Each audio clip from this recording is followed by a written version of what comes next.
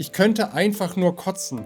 Das war einer der ersten Kommentare, die ich gelesen habe, und es sollten noch über 100 folgen. Vor ein paar Wochen ist etwas total Ungewöhnliches auf meinem Kanal passiert.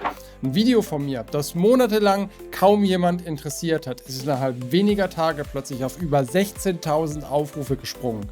Nicht, weil ich etwas geändert hätte, nicht, weil YouTube es jetzt plötzlich besonders empfohlen hätte, sondern weil an einem ganz bestimmten Tag etwas abgeschaltet wurde. Der Cloud-Dienst von Bose SoundTouch. Und damit war für viele Menschen ein Stück ihres Smart Homes weg. Und damit moin und herzlich willkommen, ich bin Joachim. Heute reden wir über Cloud-Leichen. Was passiert, wenn der Hersteller den Stecker zieht? Woran du riskante Produkte erkennst und was du konkret tun kannst. Und am Ende zeige ich dir auch, wie du checkst, ob ein Gerät, das du schon besitzt, gefährdet ist.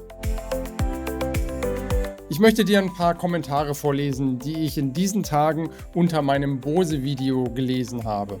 Nicht um jetzt Bose speziell zu bashen, sondern weil diese Kommentare besser als jede Statistik zeigen, worum es hier gerade wirklich geht. Heute war es vorbei. Unsere SoundTouch ist tot. Radio auch tot. Nie wieder Cloud-Geräte und nie wieder Bose. Ich könnte einfach nur kotzen, habe seit über 10 Jahren mehrere Boxen, um Radio zu hören, und jetzt geht nichts mehr. Absolute Frechheit. 6 Boxen als Multiroom, Megaskandal, nie wieder Bose. Das ist kriminell. Und mein persönlicher Lieblingskommentar, nicht wegen des Inhalts, sondern wegen seiner absoluten Ehrlichkeit: Ein solches Vorgehen der Firma Bose kann einen nur sprachlos und wütend machen. Nie wieder Bose. Kein einziger dieser Menschen hat grundsätzlich etwas falsch gemacht. Sie haben ein teures Produkt eines Markenanbieters gekauft, es gepflegt und täglich genutzt. Und dann hat jemand in irgendeiner Unternehmenszentrale entschieden, das lohnt sich jetzt wirtschaftlich nicht mehr. Wir schalten die Server aus. Aber das Schlimmste daran ist nicht, dass das Bose gemacht hat, sondern das Schlimmste ist, die haben das gar nicht erfunden. Und das ist das, was mich damit am meisten beschäftigt, warum ich jetzt auch schon wiederholt ein Video zu diesem Thema mache. Bose ist kein Einzelfall, es ist ein Muster.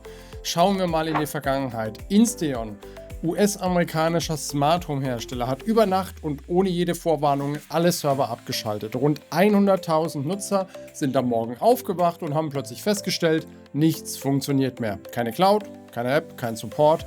Der CEO hatte sich damals auch schon aus dem Netz verabschiedet und war nicht mehr erreichbar. Zweites Beispiel, Wink. Ein anderer Anbieter, der seine Nutzer plötzlich vor die Wahl stellte: entweder ihr zahlt ab sofort eine monatliche Gebühr oder wir schalten ab. Weniger als eine Woche Vorwarnung bei Hardware, die Leute bereits bezahlt haben, und, ganz besonders pikant, auf deren Verpackung ausdrücklich stand: keine Abogebühren.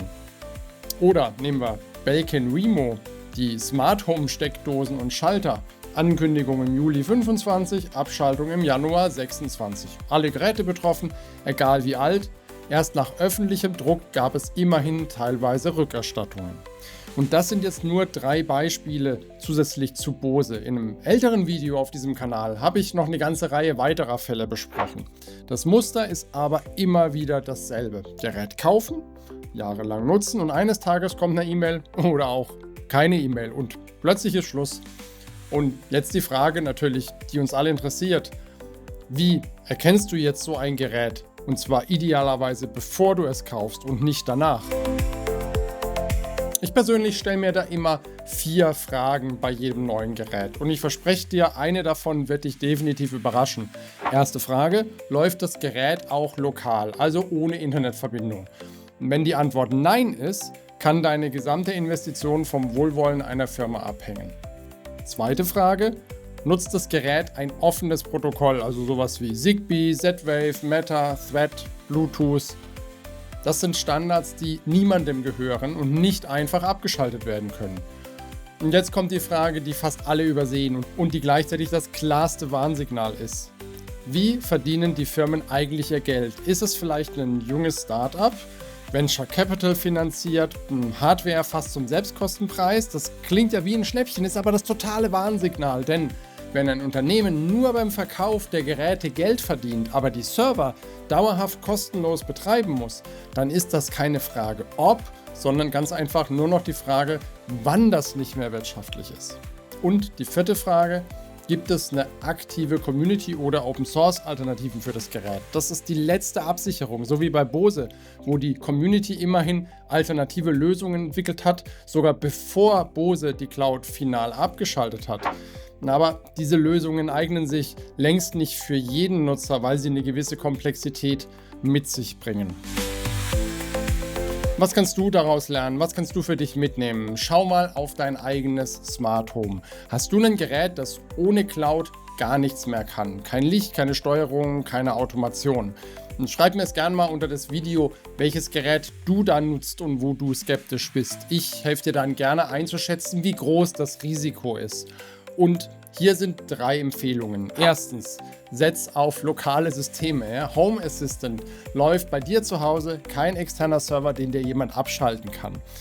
Zigbee, Z-Wave, Meta-Geräte reden direkt mit deinem System, nicht mit irgendeinem Server irgendwo. Zweitens, überprüf deine bestehenden Geräte. Manche Cloud-abhängigen Produkte lassen sich mit ESP Home oder Tasmota umprogrammieren und plötzlich läuft alles sauber lokal und du bist komplett unabhängig. Drittens, kaufe bewusst. Der Preis allein ist niemals ein Kaufargument. Ein Gerät für 30 €, das in 2 Jahren nicht mehr funktioniert, ist am Ende natürlich teurer als ein Gerät für 60 €, das 10 Jahre lang hält, weil alles lokal läuft. Wie du das im Detail prüfst und welche weiteren Hersteller schon abgeschaltet haben, habe ich übrigens in einem älteren Video mal ausführlich erklärt. Schau es dir mal gerne an, in der Videobeschreibung findest du mehr Informationen dazu.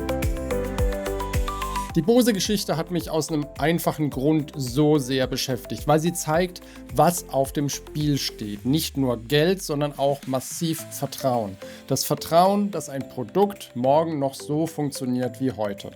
Ich hoffe, dieses Video hier hilft dir dabei. Wenn du Fragen hast, schreib sie jetzt in die Kommentare. Und eine Frage habe ich natürlich auch an dich. Welche Cloud ist denn bei dir schon gestorben? Ich bin gespannt auf deine Antwort. Übrigens, mit einem Abo und Daumen nach hoch hilfst du mir, dass ich weitere solche Videos hier auf dem Kanal für dich machen kann. Für heute war es das aber. Bis zum nächsten Mal. Pass auf dich und dein Smart Home auf. Dein Joachim.